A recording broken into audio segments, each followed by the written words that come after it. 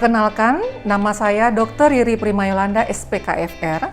Saya seorang spesialis kedokteran fisik dan rehabilitasi yang peminatannya pada kasus-kasus anak atau masalah pediatrik. Saya akan membahas mengenai speech delay atau keterlambatan bicara.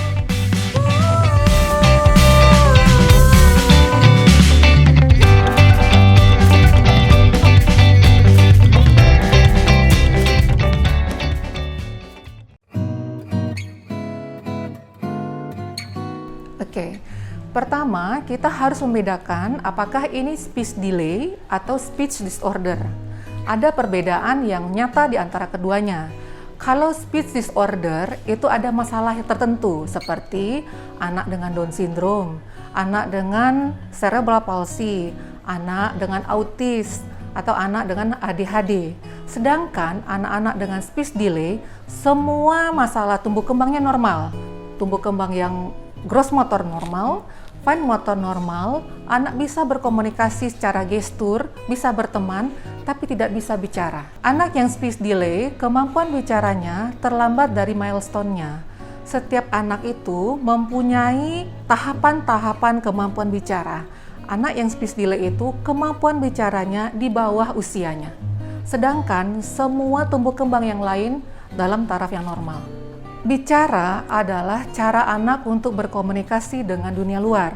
Bicara adalah cara anak untuk menyampaikan apa yang ada di pikirannya dan mendapatkan konfirmasi dari orang dewasa.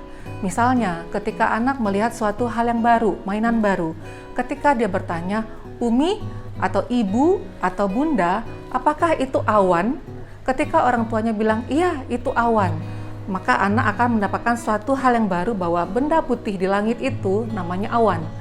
Kemudian anak misalnya bertanya lanjutannya, "Bunda, apakah kenapa awan itu bergerak?" Nah, ketika orang tua menyatakan bahwa awan itu bergerak karena bumi kita bergerak, pada saat yang sama anak mendapatkan informasi bahwa ada awan bergerak itu karena bumi berputar.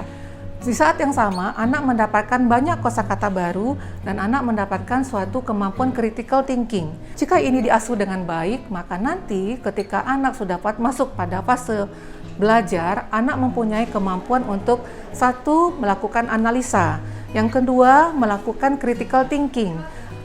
Bicara juga adalah cara anak-anak untuk menyampaikan apa yang dia rasakan. Jika orang tua atau orang dewasa di sekitarnya bisa mengidentifikasikan, memvalidasikan perasaan anak tersebut. Misalnya, anak kita tuh ingin makan es krim. Dia kesukaannya adalah es krim yang rasa stroberi. Tapi saat itu yang ada hanyalah es krim vanila dan rasa coklat misalnya. Dan jika anak kita mampu menyampaikan, "Bunda, aku inginnya yang stroberi," gitu. "Aku nggak ingin yang lain," gitu. Ketika itu pilihan hanya ada vanila dan coklat, orang tua bisa menyampaikan, "Adik mau coba yang ini tidak?" Atau, "Adik pengen coba yang vanila tidak? Kita coba dulu, nanti kalau seandainya kita cari toko yang lain tidak ada, kita pilih yang ini saja." Nah, pada saat yang sama, anak mendapatkan kesempatan untuk menyatakan dia kesukaannya apa, dia tidak sukanya apa. Itu menjadi sangat penting karena anak akhirnya tahu, bisa menyampaikan apa yang dia rasakan, berani menyampaikan pikirannya sendiri, dan itu akan menjadi suatu hal yang penting ketika nanti usia sekolah. Anak akan tahu apa yang dia suka dari pelajarannya, apa yang dia tidak paham dari pelajarannya, dan berani bertanya tentang hal yang tidak dipahaminya. Dari hal-hal kecil itu yang bermula dari kemampuan anak bicara di usia pre-sekolah adalah suatu hal yang akan meningkatkan kemampuan anak nanti berprestasi di fase sekolahnya. Rehabilitasi medik, walaupun namanya rehabilitasi, tapi sebenarnya bisa mulai dari awal promotif, preventif, kuratif, dan rehabilitatif. Jika ayah bunda merasakan, "Saya ingin melakukan screening pada anak saya," boleh. Atau ketika sudah merasakan, "Ini sepertinya ada yang bermasalah nih pada tumbuh kembang anak saya." Ada 4 ya, tumbuh kembang. Motorik kasar, motorik halus, kemampuan sosial personal anak, dan kemampuan bicara. Jika ayah bunda merasakan ada yang terlambat dari 3 hal itu, bisa berkonsultasi kepada dokter rehabilitasi medik atau spesialis kedokteran fisik dan rehabilitasi. Berarti gadget ini seperti pedang bermata dua, tergantung kepada orang tua. Jika orang tua selama bersama anak melakukan interaksi, seperti misalnya ketika menonton sebuah film kartun misalnya.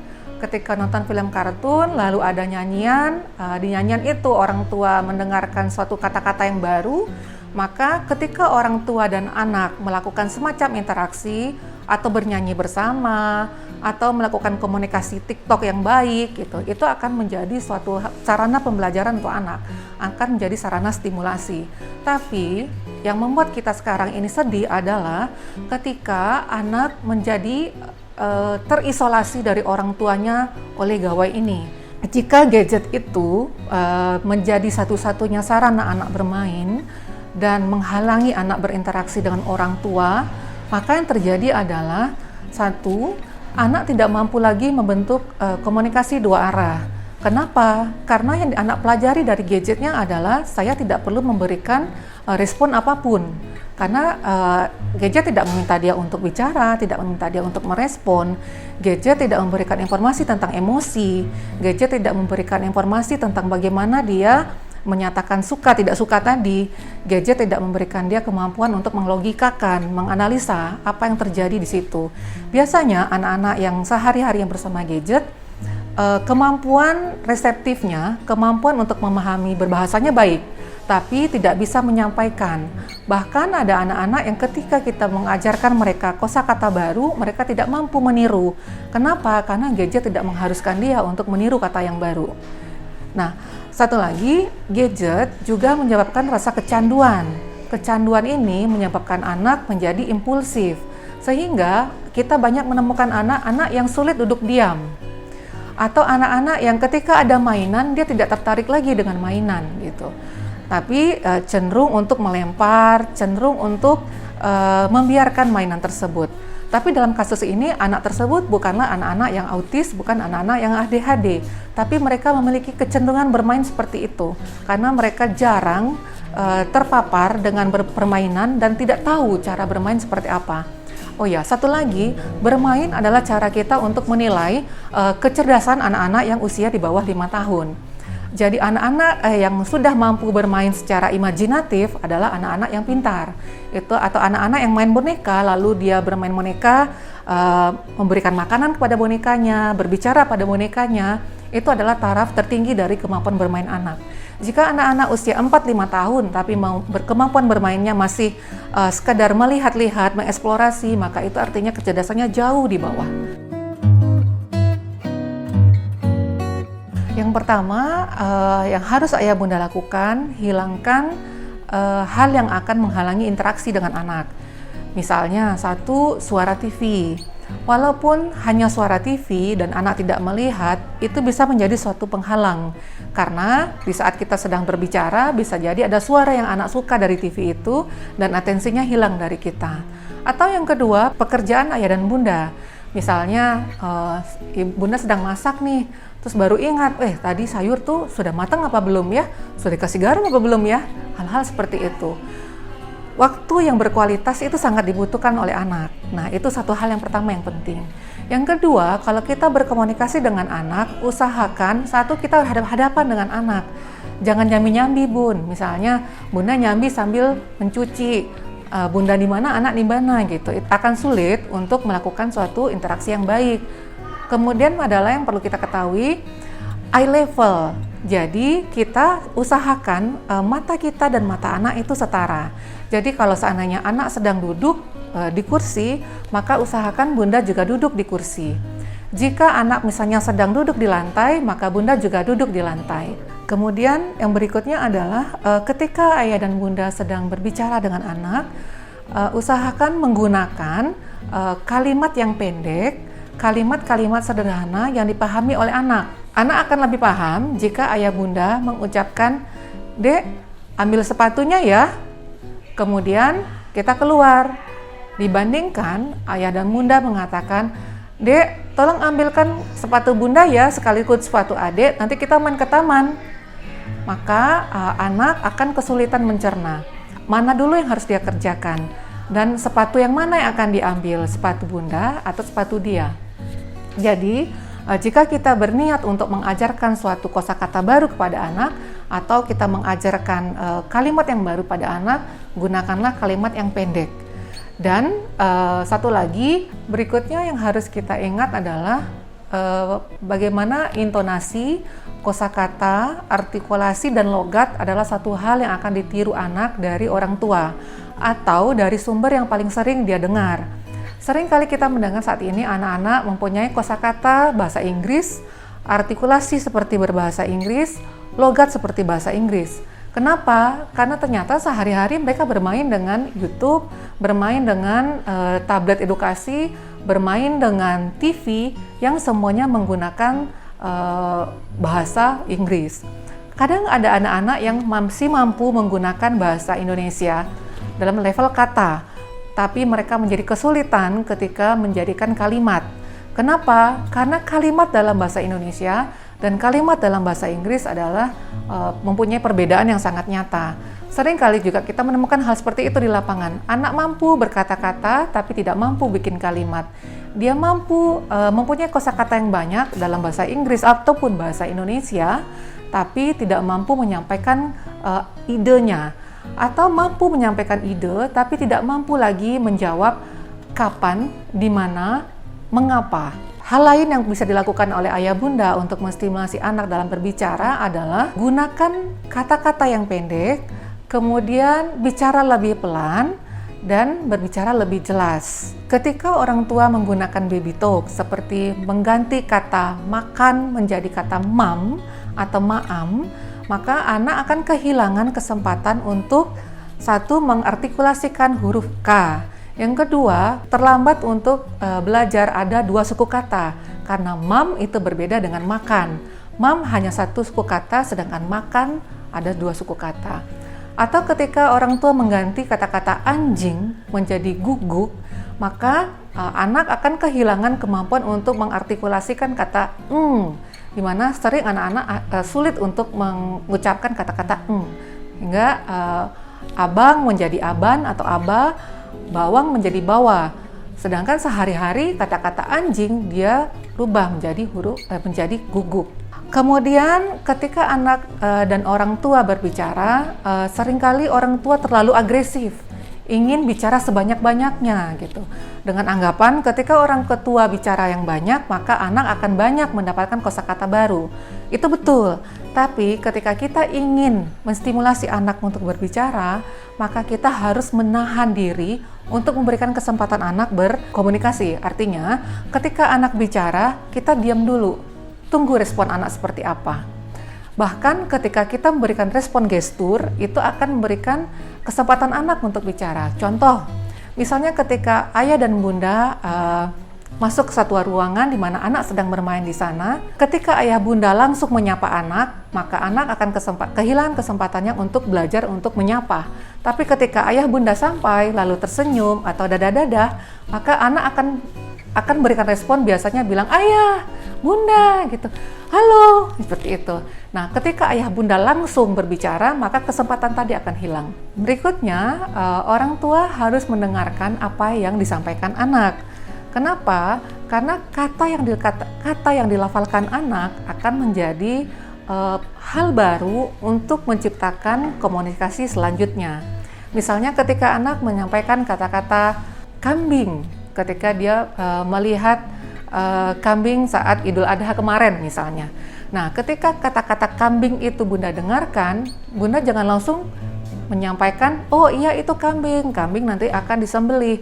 Tapi dengarkan kata anak, lalu tanya, iya dek itu kambing. Biasanya anak akan memberikan respon yang baru. Dan dengarkanlah respon baru itu. Respon baru itulah nanti yang akan kita berikan tanggapan. Yang pertama yang paling penting, kurangi gawai.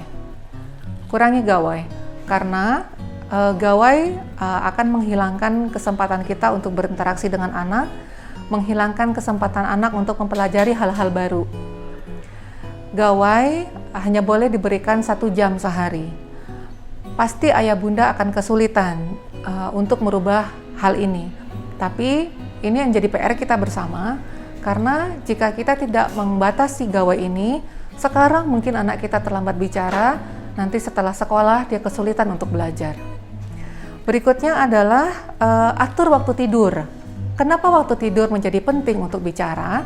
Karena tidur adalah saat anak untuk kembali men-shutdown, kembali mengistirahatkan semua yang ada di tubuhnya. Ketika anak kurang tidur, maka anak akan sulit untuk mengatur emosinya di pagi hari.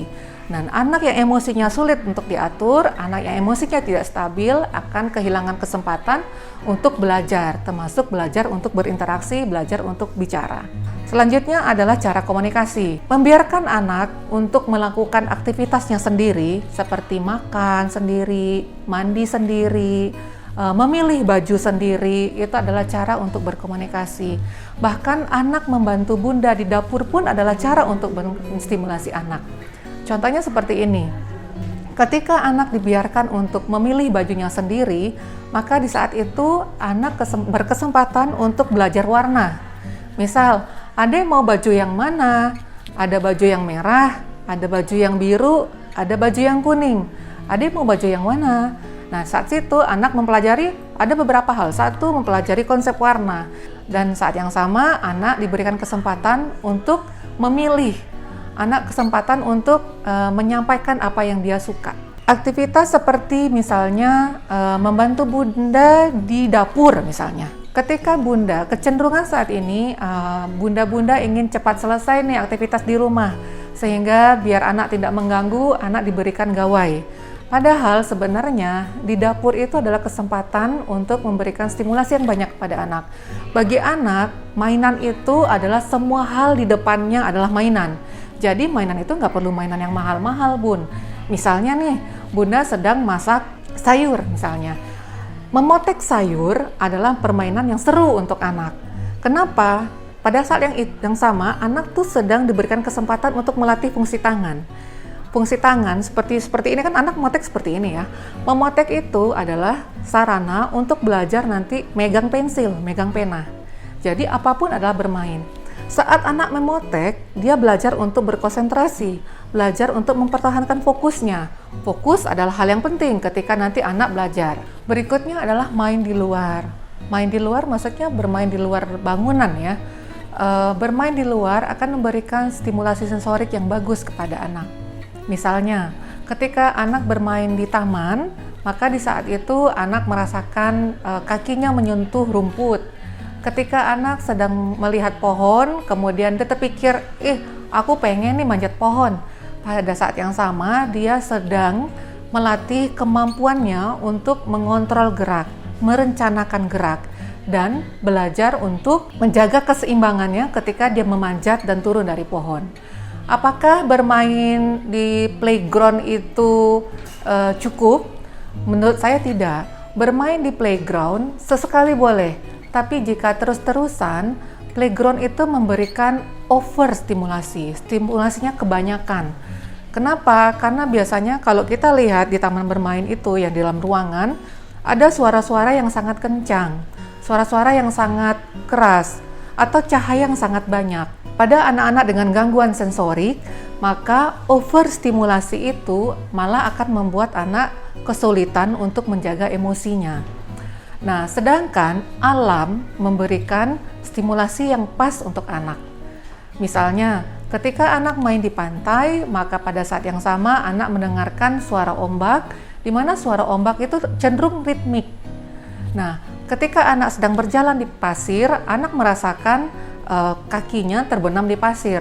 Pada saat yang sama dia merasakan sensorik taktilnya, merasakan pasir, kemudian keseimbangannya juga harus terlatih karena pada saat pasir tadi terkena ombak dan menjadi teksturnya berubah, maka anak harus menjaga keseimbangannya dan taktilnya pun merasa ada perubahan. Tadi hanya pasir yang kering dan panas berubah menjadi pasir yang basah dan cenderung untuk mengikat kakinya. Berikutnya adalah pengaturan makan. Makan, ada dua hal yang harus kita perhatikan. Satu adalah tekstur makan.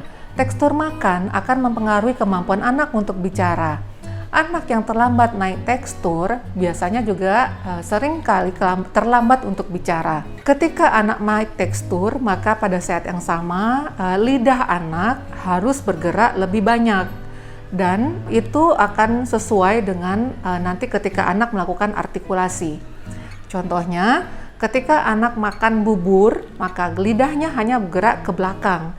Tapi ketika anak naik tekstur, kemudian makan seperti tekstur biasa, anak makan daging, makan nasi, maka saat anak mengunyah dan membuat bolus itu seperti makanan itu menjadi lumat, pada saat itu lidah anak bergerak ke segala arah.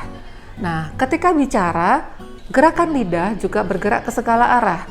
Bahkan ketika bicara, artikulasi tertentu, posisi lidah harus pas, hingga membentuk kata yang pas. Berikutnya adalah makan harus menjadi sarana anak untuk meregulasi diri. Anak akan paham kapan dia lapar, kapan dia kenyang, kapan dia suka, kapan makanan itu terlalu pedas, terlalu asin, jika anak diberikan kesadaran untuk makan.